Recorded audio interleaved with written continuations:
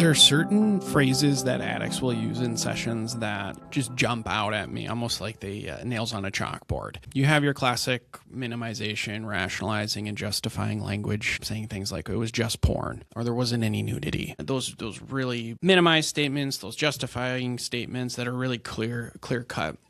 And what I found is as clients get into active recovery, they become overwhelmed with the level of awareness that they are privy to and the help that they're getting in the therapeutic room. Maybe they're attending support groups or therapy groups, and it's really a flood of new information that they haven't gotten before. And so holding that reality, like this is new information, there is a aspect of what they're experiencing that is overwhelming, still does not absolve the individual of responsibility of understanding what they're doing. But certain phrases just hit a little bit differently.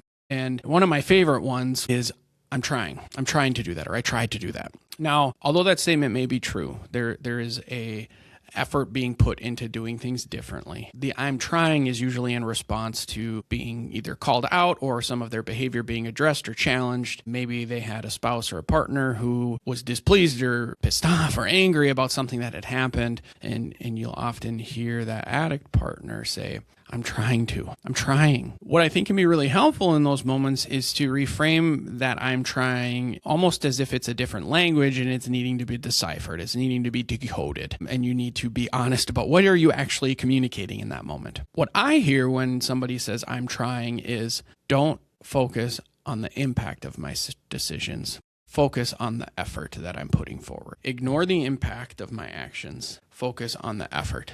You might think that this sounds familiar to some of you who are listening. This to me sounds a lot like what kids experience when they play sports growing up.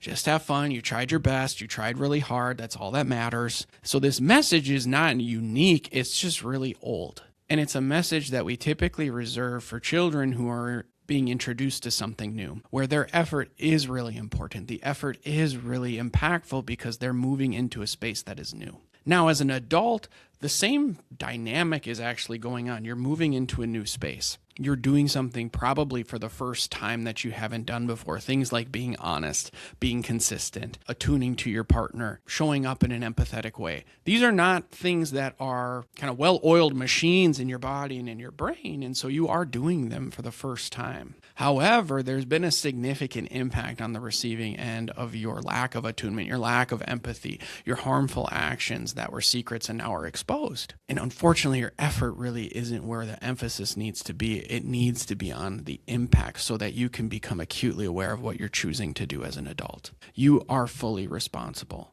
Unlike a child who maybe is playing hockey for the first time, or he's playing baseball for the first time, or he's trying singing at choir for the first time, or he's trying a new instrument, or maybe he signed up for a talent show and is doing something in front of the school for the first time, and it doesn't go super well.